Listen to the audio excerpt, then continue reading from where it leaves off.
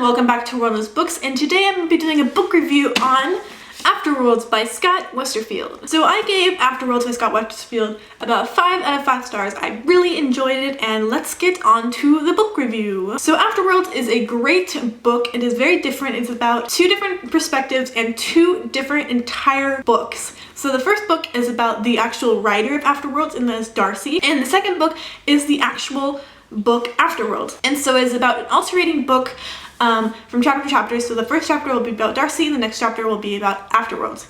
So I really like this.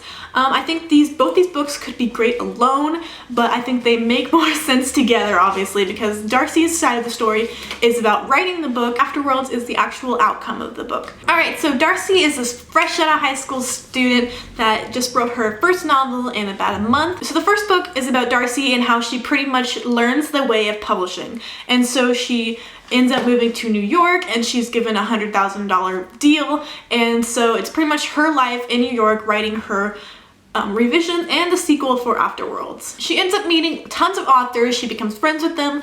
They read her book. They talk to her about revisions and stuff like that. She meets a very specific author that she ends up really liking, and that is something that blossoms into a relationship. So what I really liked about Darcy's perspective is that you learned about her process in writing Afterworlds. And so in one chapter you would see her talking about maybe wanting to change something about the book, and then the next chapter is that actual portion of the book where she changes it. And so it's really cool to see the revision of her actual story. So you'd see that she was going to do something in her chapters, and then you actually see it happen and then what she wanted. And so it's really cool combining of the books. So on to Afterworlds. So Afterworlds is a great story. I think it would be awesome alone. So the main reason for Afterworlds is about this girl named Lizzie who is going to see her father one summer, and she ends up in the airport talking to her mother, and this terrorist attack happens. So this is the first chapter in the entire book.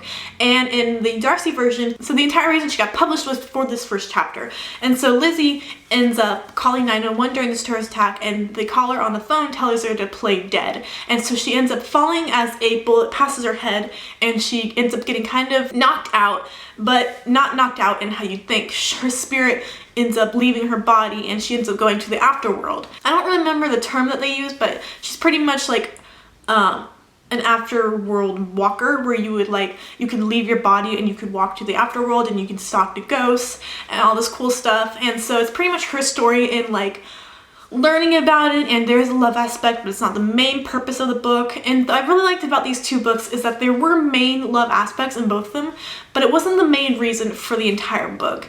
And that was because it wasn't about learning to grow through a relationship. It was about learning to grow through yourself and through your actions, and that was what I really enjoyed about this book. The love interests were instant loves, pretty much. It wasn't the main aspect of it. It kind of wasn't Darcy's, but she ends up realizing that it's not the most important thing, and that she ends up doing what she needs to do for her book revisions. What I really enjoyed about these 2 books was that both of the characters grow a lot. And by the end of the book, they both have grown so much that they seem like different people. By the end of the book, I was anticipating ending a lot, because Darcy was rewriting the ending about 5 different times, and we didn't know how it was going to end. I mean, she did give a snippet of how she had it originally, and then you never got to know until the exact last chapter.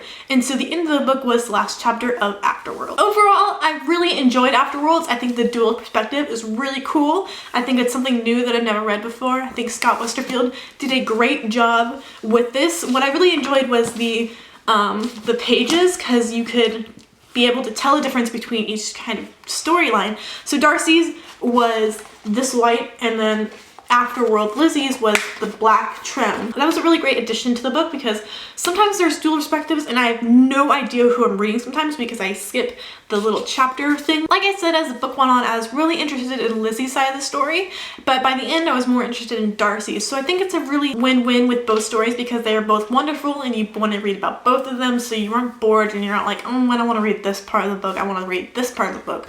But that was pretty much my overall thoughts about Afterworlds. If you have similar thoughts or you have different thoughts, please leave them in the comments below. Or if there's any other books that you know are like this, feel free to recommend them in the comment section also. And that's pretty much everything I have for this video.